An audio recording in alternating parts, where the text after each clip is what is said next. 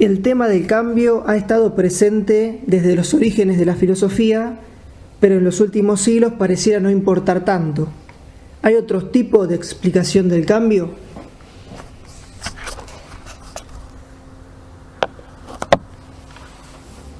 Para responder a esta pregunta podemos abrir dos líneas de consideración.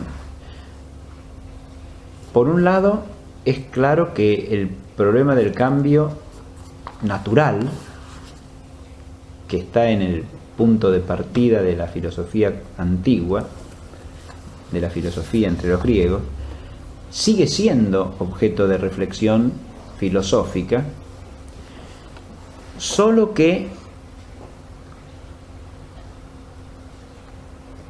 aparte de la filosofía natural tradicional o de tradición escolástica, quienes se ocupan de ese mismo problema del cambio son los que desarrollan la filosofía natural matematizada, a la que hoy día en general no se tiene por filosofía. Pero lo primero que tendríamos que aclarar es ese aspecto.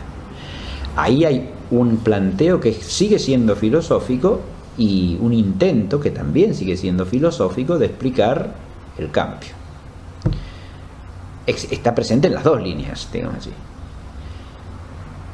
de la filosofía natural ontológica y de la filosofía natural matemática. A esta última suele referirse la mayoría hablando de la ciencia natural o de la ciencia físico-matemática. Por otro lado, el problema del cambio natural queda suprimido de lo que se da en llamar filosofía, pero que en general es una elaboración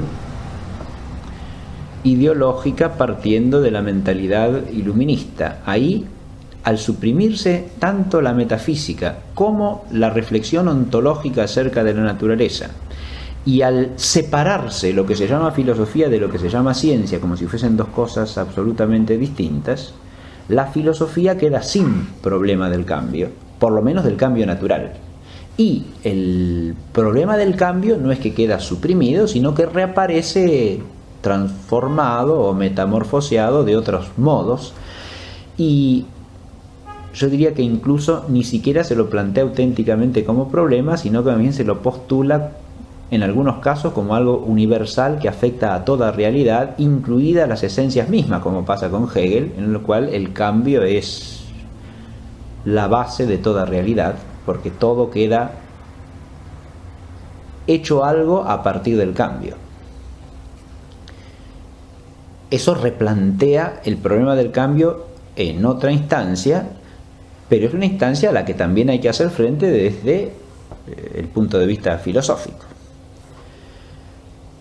Si nosotros vamos al primer aspecto, el cambio desde el punto de vista filosófico es un problema que sigue vigente, insisto, primero en la filosofía natural ontológica, y ahí se lo enfoca desde categorías que son de abstracción metafísica, y se da la explicación fundamental de la esencia del cambio natural. Pero también en la filosofía natural matematizada el problema fundamental sigue siendo el cambio. Ahí de lo que se trata es de explicar aquellos aspectos del ente móvil que caen bajo el objeto formal quo de una filosofía que se resuelve en principios físico-matemáticos, o sea, en principios de orden físico, pero que se sirven de conceptos primarios de orden matemático. El cambio ahí no puede ser abarcado en toda su amplitud esencial, sencillamente por la particularidad del objeto formal quo, que al implicar la matematización implica una referencia fundamental y excluyente a la cantidad dimensiva, que es un accidente del ente físico. Por lo tanto, se trata de explicar primariamente cómo se da el cambio, más que por qué o en qué consiste el cambio mismo. Esta es una limitación de la cual son conscientes los propios grandes fundadores de la física matemática en su forma clásica. Cuando Galileo plantea el tipo de abstracción a que ha de tenerse el físico según su concepción, en ese planteo hay también algo de filosóficamente desdichado, porque él considera ese enfoque excluyente de cualquier otro enfoque sobre la naturaleza. Lo mismo que hacen otros autores de su tiempo que cultivan la física ontológica y no ven posibilidades de una física matematizada. Es decir, se los entiende como modos de abordar el problema físico que son excluyentes entre sí, cuando en el fondo, si uno los distingue adecuadamente desde el punto de vista del objeto formal, son modos complementarios entre sí y que no se excluyen en absoluto. Se excluyen solamente si uno los absolutiza, y se los absolutiza cuando erróneamente se pretende que cada uno de esos modos de abordar el objeto de la filosofía natural lo abarca de una manera completamente adecuada, es decir, no deja nada por entender, como si no hubiese nada que entender del asunto más allá de lo que ese objeto formal quo particular me presenta. Pero volviendo a lo que Galileo plantea, él dice que tenemos que prescindir tanto de las cualidades como de las causas finales en la consideración física, entiéndase físico-matemática, y es obvio que es así, porque uno no puede ni cuantificar los fines ni cuantificar las cualidades sin más. Hay que atenerse a aquellos aspectos del hecho físico que sean susceptibles de cuantificación. Y ahí es donde cobra un papel central en la física la noción de magnitud, o sea, aquellas características de la realidad física o de los hechos físicos que son susceptibles de ser medidas y expresadas matemáticamente.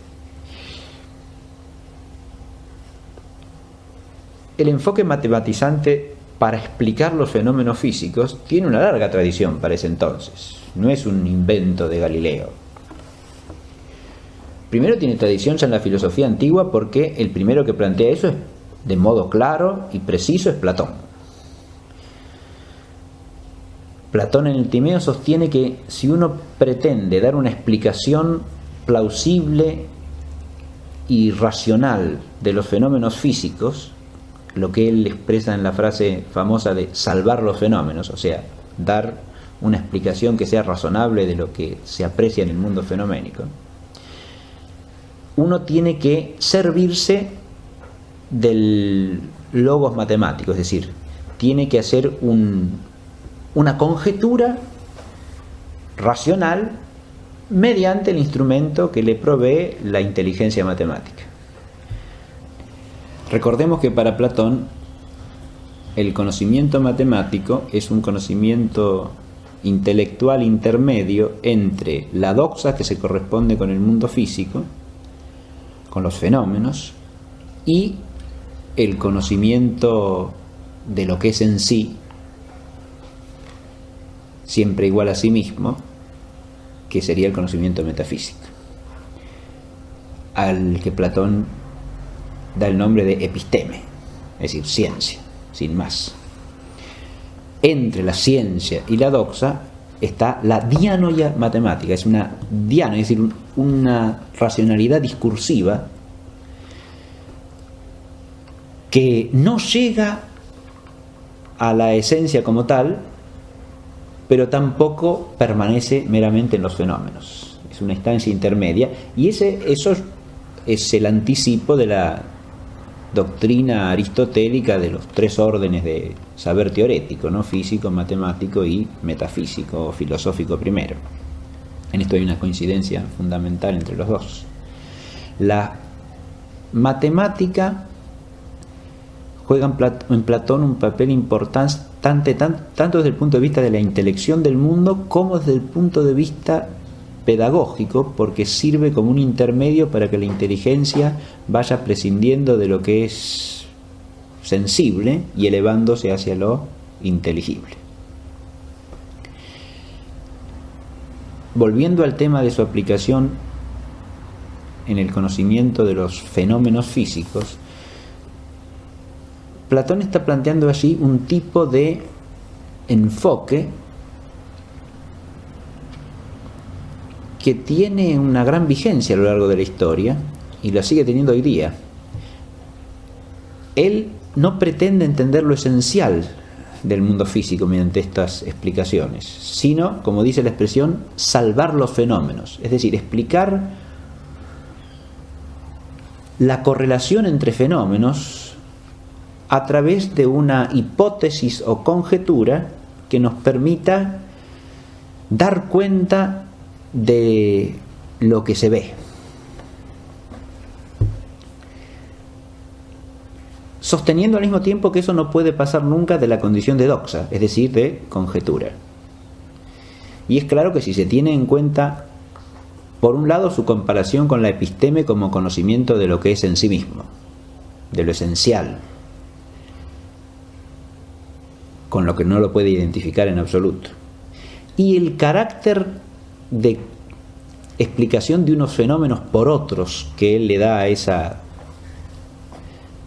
doxa con razón o doxa razonada, que sería el conocimiento físico-matemático. Si uno tiene en cuenta estas dos cosas, su sentencia es absolutamente razonable y diríamos hasta objetivamente correcta. Y no se opone, no se contradice propiamente con la idea de Aristóteles de que sí puede haber una ciencia de lo físico, porque Aristóteles, al sostener que hay una ciencia, o sea, una episteme del mundo físico, se basa en que las cosas físicas también tienen determinaciones esenciales y en la medida en que las captamos podemos tener ciencia de lo físico. Platón no está diciendo que no puede haber ciencia de lo físico si es que llegamos a lo esencial de lo físico. Está diciendo que no puede ser ciencia una conjetura que se limite a ser una correlación explicativa de fenómenos. Y en eso parece ser sensata su sentencia. En Platón aparece un tipo de explicación matematizada del mundo físico. La otra es la que suele asociarse a la tradición pitagórica, que también en parte puede haber influido en Platón, pero el pitagorismo tiene una visión distinta desde la raíz, porque en el pitagorismo el número constituye la esencia del ente físico. De manera que si nosotros captamos lo cuantitativo, estamos captando lo esencial. Esta es una perspectiva totalmente distinta a la platónica. En Platón se puede aplicar lo matemático al ente físico, pero no partiendo de que la cantidad sea la esencia del ser físico, sino que las determinaciones matemáticas se dan de alguna manera en el ser físico, sin aclarar cuál sea esa manera. No pretende que sea lo esencial del ser físico. En cambio, la tesis pitagórica desde el vamos parece ser esa, ¿no? Es decir, que el número es lo que constituye esencialmente a la realidad física. Explico estas dos visiones porque los filósofos de la ciencia física y los historiadores de la ciencia física siguen discutiendo, es una discusión que se ha desarrollado a lo largo del siglo XX entre los eruditos en la materia, si Galileo se inspira básicamente en el platonismo o en el pitagorismo. Y hay opiniones de diverso tipo a este respecto.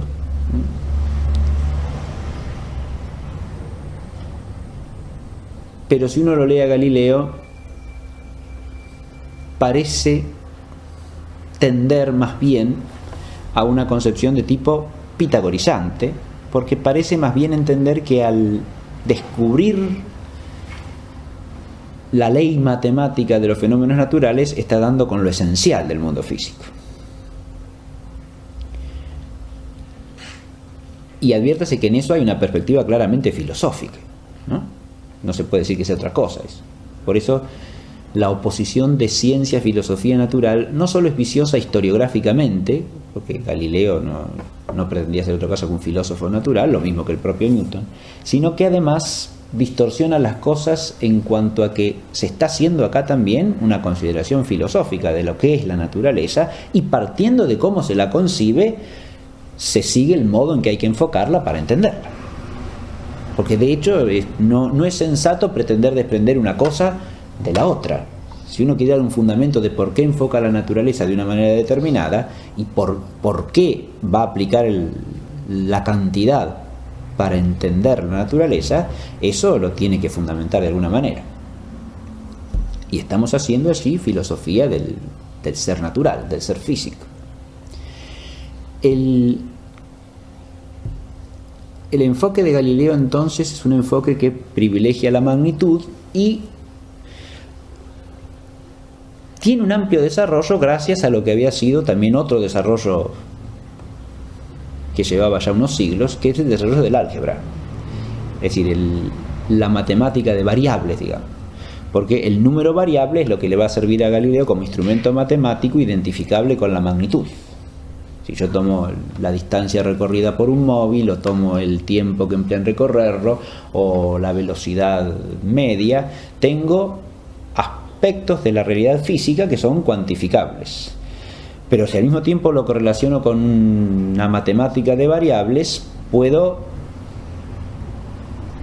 pensar en fórmulas matemáticas que describan la realidad física, donde las variables se transforman de variables matemáticas en variables físico-matemáticas. Yo no tengo una X y una Y meramente abstractas, sino que tengo una X que puede significar la distancia recorrida y una Y que puede significar el tiempo que emplea el móvil en recorrer esa distancia, ¿no? Es decir, esas variables algebraicas se transforman en variables físico-matemáticas, que tienen al mismo tiempo la carga de un concepto físico, como puede ser el espacio recorrido por un móvil, el tiempo que tarda en recorrerlo, la velocidad que alcanza, o la velocidad con que inicia, o la velocidad media, o la aceleración, etc., ¿no? Y por otro lado son números, porque de ese aspecto de la realidad física lo que estoy considerando yo es su cuantificabilidad. Entonces para mí equivale ese concepto físico también a una cantidad, y es un número, y lo puedo tratar como un número en relaciones matemáticas, en ecuaciones, en operaciones, etc., ¿no? Esto es lo característico de la física matemática en su forma clásica madura, que sigue siendo base de toda la física matemática hasta el día de hoy, en este aspecto que acabo de explicar, ¿no? Tratar a los aspectos del mundo físico como variables físico-matemáticas. Ahora, en todo este desarrollo de la física, que tiene una larga historia, como he dicho, que se remonta a Platón por lo menos como antecedente, pero después tiene una larga historia de preparación antes de Galileo, que es continua desde el siglo XII hasta Galileo, en la tradición del pensamiento filosófico y del humanismo cristiano de esos siglos. Hay varios hitos que van desarrollando esta física matematizada, ¿no? Desde el siglo XII la escuela de Chartres, que se dedica a comentar el Timeo de Platón, a comienzos del siglo XIII la escuela de Oxford, que elabora la física de la luz, que se combina luego con la óptica geométrica que se desarrolla entre los siglos XIII y XIV y le da un instrumento matemático a la física de la luz. Y después el desarrollo a partir de fines del XIII y comienzos del XIV de la teoría del ímpetu, que se inspira en un autor de la época patrística, que es Juan Filópo, ¿no? Que es uno de los comentaristas griegos tardíos de Aristóteles, y que plantea una hipótesis alternativa de la de Aristóteles para explicar el movimiento violento. Y a partir del desarrollo de la teoría del ímpetu se va a desarrollar los conceptos clásicos de lo que suele llamarse la mecánica clásica, la que va a llegar a su forma madura con Galileo. Movimiento, cantidad de movimiento, impulso, son nociones que se van desarrollando al hilo de los comentarios a Aristóteles, pero tomando la tesis alternativa que es la de Juan Filópo. Y eso es lo que va a combinar finalmente con el desarrollo del álgebra, que se dio sobre todo en Italia y fundamentalmente en las universidades de Pisa y de Padua, desde el siglo XIII hasta el siglo XVI, ¿no? El amplio desarrollo del álgebra. Digo esto para que se advierta que históricamente los dos tipos de física no se sustituyen el uno al otro, sino que se van desarrollando paralelamente. Por eso es hasta históricamente inadecuado oponer sin más la física aristotélica a la física matematizada. Es cierto que Aristóteles no se vale para nada el instrumento matemático en la física, pero plantea problemas acerca del cambio, precisamente como este del cambio violento, que tienen un papel histórico fundamental en el desarrollo de la física matemática. El otro aspecto que no siempre se destaca con suficiente énfasis es el principio aristotélico de que el conocimiento de la naturaleza parte de la experiencia, y que es la base de toda la física occidental, sea la ontológica, sea la matemática.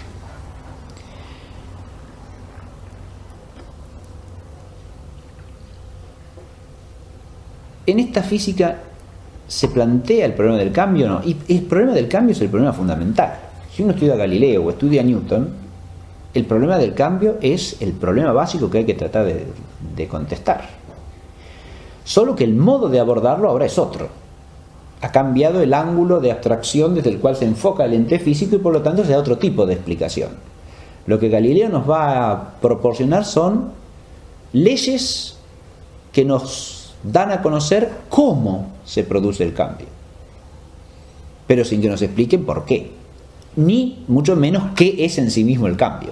Uno no va a encontrar en Galileo una definición de lo que es el cambio. Pero además el enfoque que ha adoptado lo lleva a preocuparse fundamentalmente de un tipo de cambio, que es el cambio de lugar. Esa es otra limitación que hay que advertir. En Galileo, al quedar desechadas las cualidades del cambio cualitativo, no se trata. En la física. Al concentrarse todo en lo cuantitativo, ¿qué tipo de cambio queda? El cambio cuantitativo, probablemente dicho, tampoco cae bajo su objeto propio, porque el cambio cuantitativo, como ya dice Aristóteles, en sentido estricto es propio de los seres vivientes, y Aristóteles no se ocupa de los seres, Galileo no se ocupa de los seres vivientes, se ocupa solamente de la física general, de los cuerpos inertes, ¿no? De una problemática del cambio de carácter general y no del cambio propio de los seres vivientes. Ahí ya tenemos que ir al problema del cambio en la biología, que sería otro aspecto que hay que considerar. Pero en la física general, el cambio cualitativo aquí desaparece. Pero desaparece porque prescindimos de las cualidades, ¿no? Nos quedamos con lo mensurable, es decir, con las cantidades, y podemos proporcionar leyes que nos den a conocer cómo se da el cambio, sea el movimiento uniforme, sea el movimiento uniformemente acelerado, ¿no? Esos son movimientos que por tener cierta regularidad tienen ciertas leyes de cómo se dan.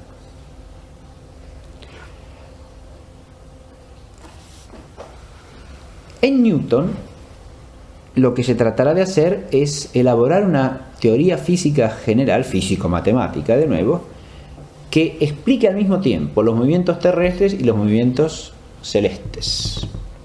La mecánica de Galileo, sobre todo la mecánica de los cuerpos terrestres, de los movimientos terrestres, los que acontecen sobre la Tierra, ¿no? Kepler, gran astrónomo del siglo XVII, había desarrollado leyes del movimiento celeste. Había estudiado cómo se mueven, cómo se produce el movimiento de los planetas en torno al Sol, qué leyes siguen. Y lo que se plantea Newton es un problema de nuevo sobre el cambio, sobre el movimiento. ¿Existe un principio general de todos esos movimientos? ¿Los celestes y los terrestres obedecen a una ley común o no? ¿O son dos tipos de fenómenos diferentes? Acá Newton se está planteando una cuestión que después recurre varias veces en la historia de la física matemática. Es el problema de unificar distintas áreas de fenómenos que en principio parecen tener leyes diferenciadas, ¿no? Lo cual genera la problemática de si no tendrán una legalidad de fondo común que esté detrás tanto de unas leyes como de las otras, ¿no? Es el mismo problema que sigue planteándose hoy día acerca de los tipos básicos de fuerza y energía, de los que dan lugar a distintos tipos de campos, el electromagnético, el gravitatorio, y si se pueden encontrar leyes que unifiquen unos y otros, que es el problema que trató de abordar Einstein y lo que llamó él la teoría unificada del campo, que es no pasó de ser un mero intento de elaborar una hipótesis, y es lo que sigue siendo hasta el día de hoy. Es decir, hoy día la física permanece en esa problemática, digamos, es decir, se pueden unificar, ¿no?, áreas de fenómenos que obedecen a leyes distintas, que no se pueden explicar por las mismas leyes, pero siempre se plantea si habrá una ley de fondo que sea común a esas leyes diferenciadas, ¿no?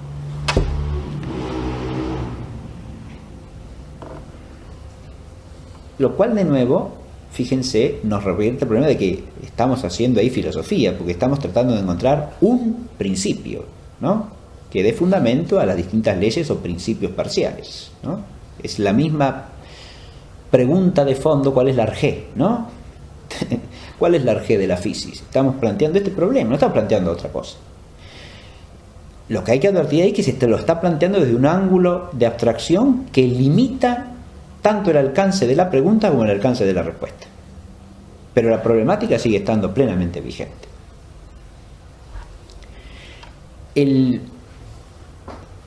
Lo que Newton hará será encontrar una ley unificadora de todos los movimientos celestes y terrestres. La mecánica celeste y la mecánica terrestre hallan unos principios comunes esclarecedores, que son los principios de la gravitación universal y la ley de la gravitación universal, ¿no? Los principios de la dinámica clásica, ¿no?, que, claro, se llama dinámica ¿por qué? Y porque parece ser una explicación de por qué además se producen los movimientos. Porque los movimientos se producen porque hay atracción gravitatoria entre los cuerpos. Uno de los principios de la dinámica clásica es que para que haya algo que salga de la inercia, el estado de inercia se define en la mecánica clásica de una manera muy paradójica e interesante que habría que analizar, y es que un cuerpo está en reposo o en movimiento rectilíneo y uniforme. Al decir esto, parece estarse equiparando el reposo con el movimiento rectilíneo y uniforme. O sea, si un cuerpo se mueve en línea recta y la velocidad constante, es como si estuviese en reposo. Eso es uno decía, es una suposición arbitraria, pero es un supuesto que está en la base de toda la dinámica clásica newtoniana. Y el principio correlativo es que para que un cuerpo salga de ese estado de inercia, tiene que haber una fuerza que actúe sobre él. De ahí la importancia de que adquiere la fuerza como principio explicativo del cambio en toda la física posterior a Newton. Y por eso la física después se concentrará en encontrar fuerzas básicas y campos de actividad física generados por estas fuerzas, sea la gravitacional, sea la electromagnética, sea la nuclear, ¿no?, sea la débil, ¿no? Esto es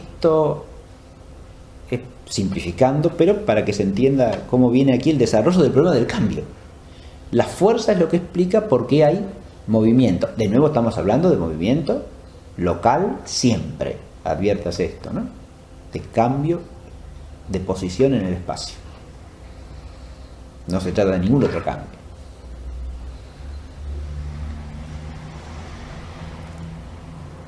El principio de la gravitación nos vendría a señalar de nuevo cómo se fundamenta con una ley común el conjunto de las leyes mecánicas. Eso sería en base a la ley de la gravitación. Pero al mismo tiempo plantea un problema. Y es interesante advertir que el propio Newton le pone un límite a la física matemática respecto de ese problema. El problema sería, ¿por qué existe atracción gravitatoria? Hay una fuerza que saca a los cuerpos de su inercia. Es la fuerza de atracción gravitatoria. Ahora, ¿en qué consiste esa? ¿Y por qué exista? Dice Newton, sobre eso no puedo elaborar hipótesis. Entiéndase bien, hipótesis físico-matemáticas, y tiene toda la razón del mundo. Porque sobre eso ya no puede hacer. Si se pregunta qué es, ya eso no se puede contestar con una hipótesis físico-matemática, es obvio. porque que sea algo ya es una pregunta sobre su esencia. ¿Por qué los cuerpos se atraen gravitatoriamente? Si era una causa ontológica que también cae fuera de la competencia de la física matemática.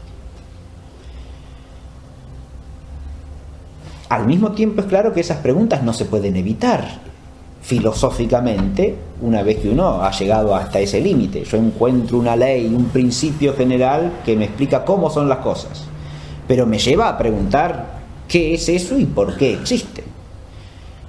Que yo no pueda contestar a eso físico-matemáticamente, lo único que revela es la limitación de la filosofía natural matematizada. No es necesariamente una limitación de la inteligencia humana como humana, porque la inteligencia humana o la ciencia natural o la física o la filosofía de la naturaleza no se reducen a la ciencia físico-matemática de la naturaleza. Eso habría que preguntarse por otro lado, ¿no? Acá tenemos un problema que es... y que en cierta medida persiste hasta hoy día, que es la disociación de las dos físicas, digamos. Porque que sean distintas no quiere decir que tengan que marchar ignorándose una a la otra, porque si están explicando la misma realidad, tienen que ir unidas, no confundidas, pero sí unidas. No se las puede confundir, no se las puede mezclar acríticamente y hacer un sincretismo que sea un adefesio intelectual, pero sí relacionarlas constantemente, porque se trata de explicaciones de una realidad que es única. Entonces hay que ponerlas en relación una con la otra. El problema de la fuerza en la raíz de los cambios, o sea, de los movimientos en el mundo físico, insisto, desemboca en todo el desarrollo posterior, ya fuera de la dinámica clásica newtoniana, de la física, ¿no? Ahí hay que poner el desarrollo de teorías ulteriores, como son la teoría cuántica o la teoría de la relatividad, que de nuevo se siguen preguntando por el cambio. Están relacionadas además a problemas que en la física de Newton quedan solamente planteados pero no completamente resueltos, como el de la naturaleza de la luz, por ejemplo, o el de la naturaleza del movimiento en cuanto a su relatividad o no relatividad, y también el de la naturaleza del espacio, que es un problema fundamental que plantea Newton y que él trata de discernir filosóficamente más allá de la física matemática, en lo que sería su teología, es decir, su filosofía primera.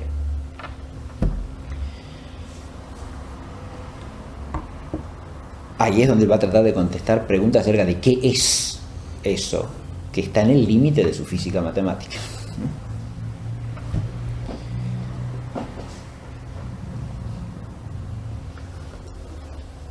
De una manera que muestra la precariedad que se produce siempre cuando se salta ciertos grados de abstracción, ¿no? Porque Newton ahí está pasando inmediatamente desde la abstracción matemática a la teología, sin tener en cuenta para nada el saber ontológico, de manera tal que su teología natural adolece constantemente de esa falta de conceptos adecuados a los problemas que está planteando.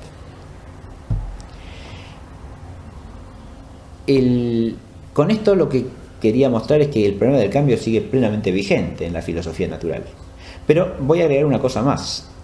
En la filosofía natural sobre el ser viviente también pasa otro tanto, porque las cuestiones que hacen, por ejemplo, a la diferenciación de las especies, lo que suele llamarse la teoría de la evolución, ¿son también problemas de cambio o no? Y parece claro que sí, porque ahí el problema es explicar cómo se puede producir una cierta variedad o variación de las especies, y se está planteando entonces cómo se produce un cambio.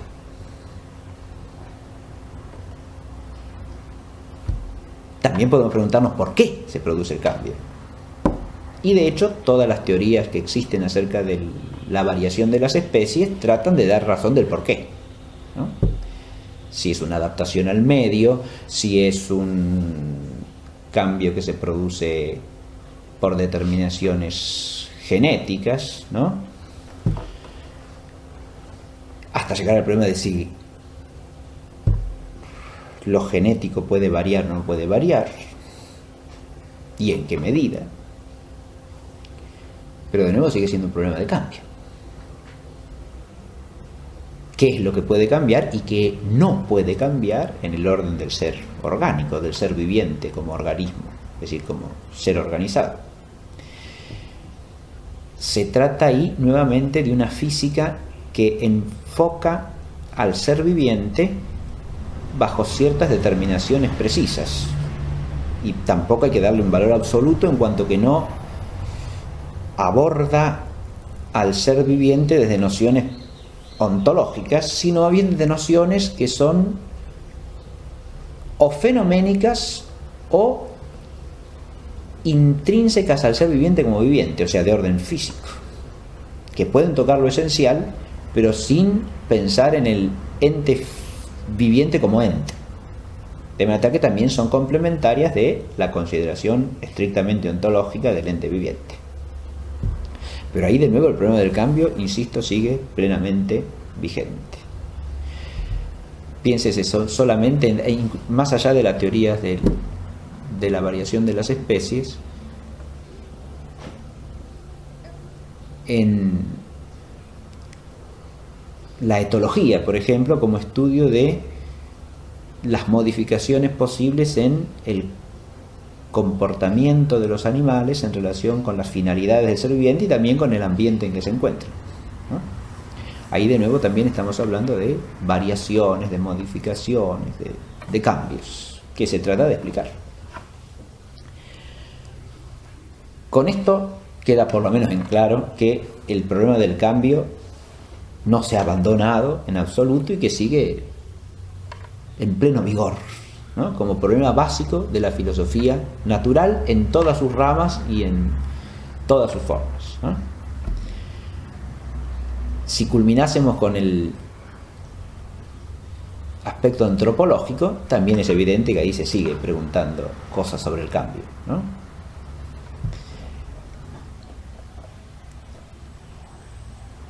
En la medida en que hacemos filosofía natural, preguntamos por cambios que son de orden accidental y tratamos de explicarlos en cuanto a su cómo o en cuanto a su por qué, y en distintas ramas del conocimiento humano, sea psicológico, sea antropológico, físico, etc., ¿no?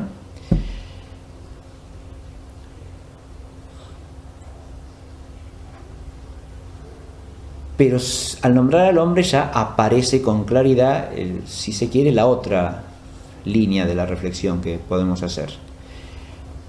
El cambio natural ha tendido a desaparecer de todas esas elaboraciones que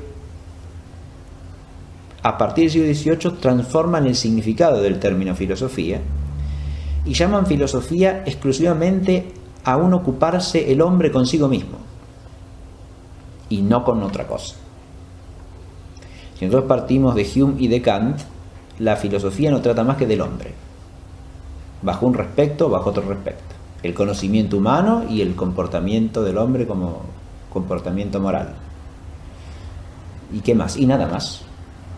Se trata solo y exclusivamente del hombre, de la naturaleza humana, como diría Hume. Se trata del hombre conociéndose a sí mismo y nada más. La naturaleza en sentido clásico ha quedado abolida, porque ha quedado suprimido ideológicamente el ser natural. Solamente hay fenómenos, y de los fenómenos naturales se ocupa la ciencia, no la filosofía. De ahí viene la oposición entre el concepto de filosofía y el de ciencia, que no existe en toda la tradición. Oponer filosofía y ciencia viene de ahí, de esta reducción al mismo tiempo antropocéntrica y subjetivista de la filosofía a un ocuparse el hombre consigo mismo.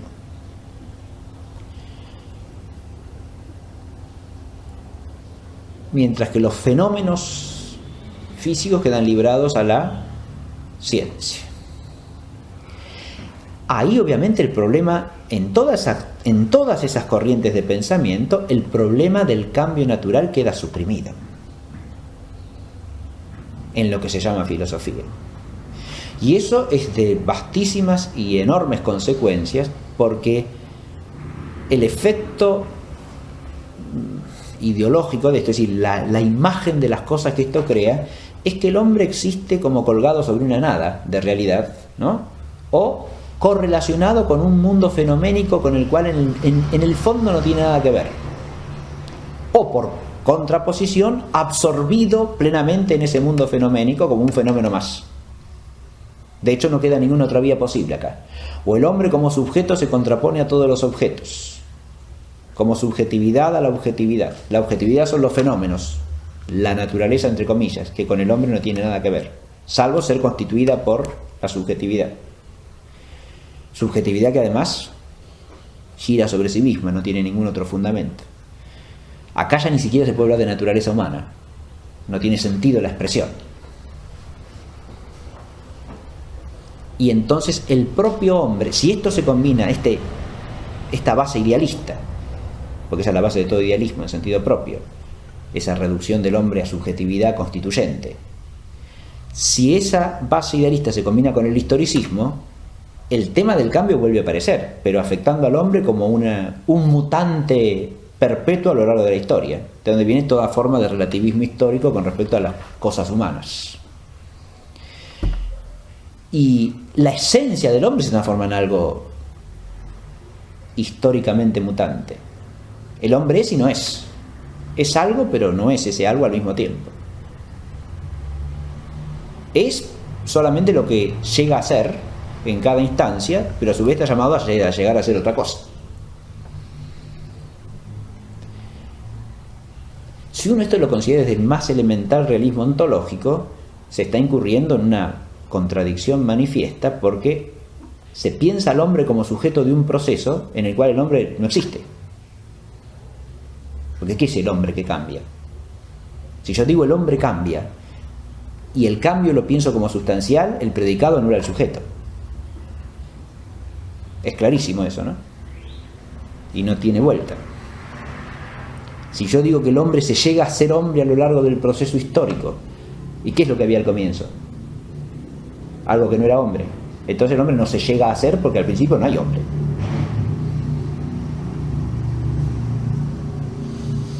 O al principio hay hombre o no hay hombre.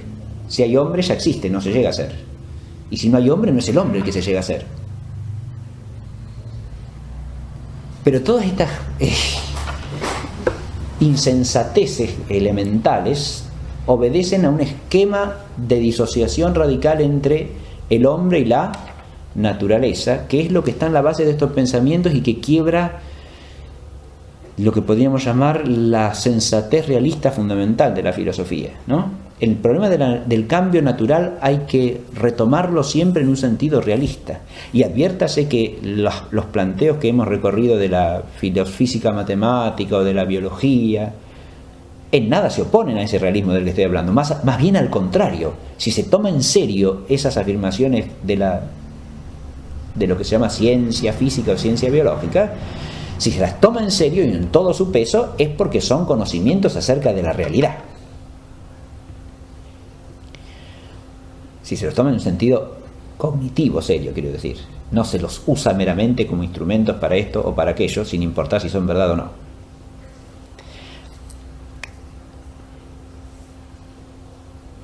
No solo no desdicen del realismo, sino que más bien solamente se los toma en serio en el sentido en que los han tomado sus investigadores y sus filósofos propios, en cuanto se los hace realistas, ¿no? Se los entiende en un sentido realista. Otra cosa es lo que pasa en estos pensamientos, porque tienen un divorcio con el realismo desde la raíz. Yo dije, o el hombre se contrapone radicalmente a lo fenoménico, esa es la que podríamos llamar tendencia idealista, y si se quiere más bien gnosticista, ¿no? Porque tiende a postular un conocimiento absoluto que el hombre tiene de sí mismo y de la totalidad de la historia, ¿no? Como proceso. O por otro lado, que es lo que pasa en Hegel, lo que pasa en Marx, ¿no? O por otro lado, el hombre tiende a subsumirse en lo fenoménico mismo, dije, porque si uno advierte esta contraposición como algo que lleva a una metafísica solapada al desarrollar esa mentalidad idealista, en el fondo, entonces tratará de evitar, ¿qué cosa? Esa disociación, revirtiendo al hombre como sujeto a la misma fenomenicidad, es decir, cancelándolo como sujeto y convirtiéndolo en un mero objeto más. Obviamente que eso siempre dejará sin explicar cómo es que ese mero objeto se conoce a sí mismo y conoce todo lo demás y se plantea problemas acerca de sí mismo, ¿no? Obviamente. Pero todo el esfuerzo del fenomenismo positivista primero, del lingüisticismo después, hasta el día de hoy, están en esta línea, ¿no? De fenomenizar absolutamente al hombre. El hombre que incluso en declaraciones estructuralistas o neoestructuralistas aparece como cancelado en su subjetividad, ¿no? El sujeto no existe, el sujeto es parte del epifenómeno. Lo único que existe es una estructura que tiene manifestaciones epifenoménicas. La estructura es una estructura material, en la que el hombre está incluido. Y después lo que el hombre es como sujeto, como... eso no es más que una forma de pensar de una determinada sociedad acerca del hombre, ¿no? Entonces queda fenomenizado el hombre en toda la línea, o como estructura o como epifenómeno. En estas tendencias también se piensa el problema del cambio, pero acá con unas particularidades que lo distinguen de la otra tendencia. La tendencia idealista tiende a asociarse históricamente al historicismo, dije, ¿no? A la visión de un proceso histórico continuo que tiene ciertos desarrollos y que tiene de alguna manera una meta. Y ahí estaría su aspecto gnosticista, digamos, en la postulación de una meta absoluta hacia la que tiende todo el proceso de la historia. Pero, en cambio, en estos autores del fenomenismo, del lingüisticismo, del estructuralismo, más bien se tiende a ver a la realidad como un sinsentido. Realidad entre comillas, digamos, es decir, a las cosas, a lo que está ahí, al mundo, ¿no? Más bien como algo sin sentido, precisamente para evitar esa caída en una especie de presupuesto gnosticista, ¿no? Pero ese ver al conjunto como algo sin sentido ahora entra en colisión con otro problema, que es el problema del conocimiento mismo, ¿no? Porque si las cosas carecen en su totalidad de sentido, ¿a cuento de qué el esfuerzo del pensamiento, ¿no? Ese es un problema que no puede dejar de plantearse allí. Pero sí es claro que ahí el problema del cambio aparece bajo otra manifestación. ¿Puede haber cambio? Por un lado teníamos un cambio que es siempre de alguna manera sustancial, salvo que presumamos un sujeto universal que sea el absoluto o la materia en Marx, un sujeto así que es el sustrato de todas las mutaciones sustanciales. Acá, ¿hay cambio o no hay cambio? En el estructuralismo de Lévi-Strauss se dice que toda estructura social puede cambiar solo o variar accidentalmente. Pero si se pasa de una estructura a otra ya no hay cambio. Hay una especie de aniquilación y creación. Es decir, se suprime una estructura y hay otra, totalmente otra, que la sustituye. Pero de nuevo el problema del cambio se sigue pensando. Esto también hay que advertirlo, ¿no? Que se lo piense mal, que no hay ni siquiera las mínimas categorías ontológicas realistas para poder pensarlo con cierta lucidez, eso es así. Pero se sigue pensando el problema del cambio, de una manera o de otra, ¿no? Lo que ha pasado en todas esas corrientes de pensamiento sí es que se ha disociado el cambio que es pensado en relación solo con el hombre del cambio natural. Y entonces el hombre es visto como un ser sin naturaleza y disociado de alguna manera de la naturaleza, o por contrapartida como un ser reducido a la fenomenicidad de lo que se llama naturaleza. Y entonces en cualquiera de las dos líneas se pierde por un lado el arraigo del hombre y su pertenencia a un todo que lo incluye, y por otro la peculiaridad del hombre como una naturaleza que trasciende a las otras naturalezas. Eso es lo que en una perspectiva realista no cabe suprimir, ni una cosa ni la otra, ni la integración del hombre en un todo del que forma parte, ni la advertencia de la peculiaridad de la naturaleza humana en ese todo. Así. de la filosofía natural ontológica y de la filosofía natural matemática. A esta última suele referirse la mayoría hablando de la ciencia natural o de la ciencia físico-matemática. Por otro lado, el problema del cambio natural queda suprimido de lo que se da en llamar filosofía, pero que en general es una elaboración ideológica partiendo de la mentalidad iluminista. Ahí, al suprimirse tanto la metafísica como la reflexión ontológica acerca de la naturaleza, y al separarse lo que se llama filosofía de lo que se llama ciencia, como si fuesen dos cosas absolutamente distintas, la filosofía queda sin problema del cambio, por lo menos del cambio natural. Y el problema del cambio no es que queda suprimido, sino que reaparece transformado o metamorfoseado de otros modos, y yo diría que incluso ni siquiera se lo plantea auténticamente como problema, sino que también se lo postula en algunos casos como algo universal que afecta a toda realidad, incluidas las esencias mismas, como pasa con Hegel, en lo cual el cambio es la base de toda realidad, porque todo queda. El tema del cambio ha estado presente desde los orígenes de la filosofía, pero en los últimos siglos pareciera no importar tanto. ¿Hay otros tipos de explicación del cambio?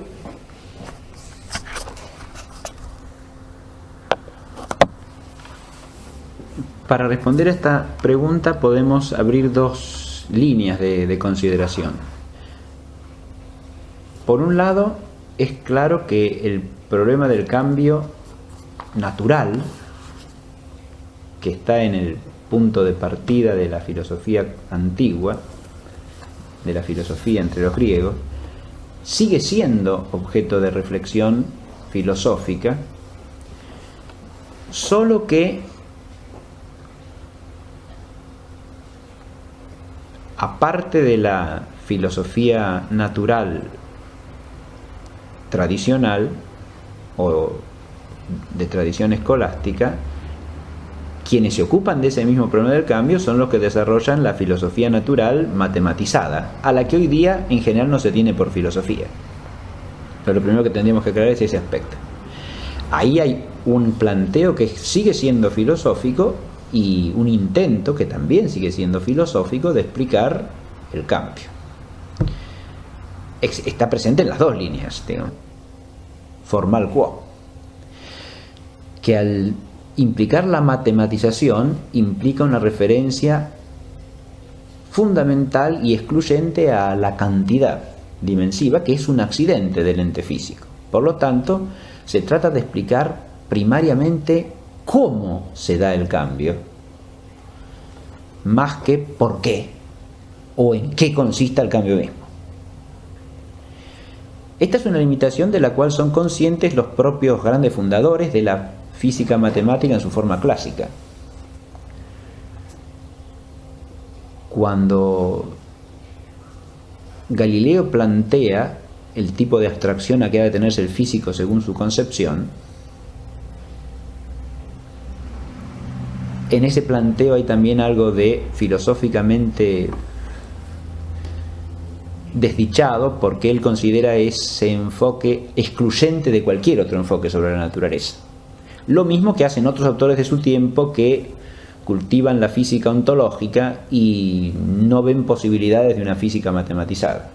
Es decir, se los entiende como modos de abordar el problema físico que son excluyentes entre sí, cuando en el fondo, si uno los distingue adecuadamente desde el punto de vista del objeto formal, son modos complementarios entre sí y que no se excluyen en absoluto. Hecho algo a partir del cambio. Eso replantea el problema del cambio en otra instancia, pero es una instancia a la que también hay que hacer frente desde el punto de vista filosófico. Si nosotros vamos al primer aspecto, el cambio desde el punto de vista filosófico es un problema que sigue vigente, insisto, primero en la filosofía natural ontológica, y ahí se lo enfoca desde categorías que son de abstracción metafísica, y se da la explicación fundamental de la esencia del cambio natural. Pero también en la filosofía natural matematizada, el problema fundamental sigue siendo el cambio. Ahí de lo que se trata es de explicar aquellos aspectos del ente móvil que caen bajo el objeto formal quo de una filosofía que se resuelve en principios físico-matemáticos, o sea, en principios de orden físico, pero que se sirven de conceptos primarios de orden matemático. El cambio ahí no puede ser abarcado en toda su amplitud esencial, sencillamente por la particularidad del objeto. Se excluyen solamente si uno los absolutiza. Y se los absolutiza cuando erróneamente se pretende que cada uno de esos modos de abordar el objeto de la filosofía natural lo abarca de una manera completamente adecuada, es decir, no deja nada por entender. Como si no hubiese nada que entender del asunto más allá de lo que ese objeto formal quo particular me presenta. Pero volviendo a lo que Galileo plantea, él dice que tenemos que prescindir tanto de las cualidades como de las causas finales en la consideración física, entiéndase físico-matemática. Y es obvio que es así, porque uno no puede ni cuantificar los fines ni cuantificar las cualidades, sin más. Hay que atenerse a aquellos aspectos del hecho físico que sean susceptibles de cuantificación. Y ahí es donde cobra un papel central en la física la noción de magnitud, o sea, aquellas características de la realidad física o de los hechos físicos que son susceptibles de ser medidas y expresadas matemáticamente. El enfoque matematizante para explicar los fenómenos físicos tiene una larga tradición para ese entonces.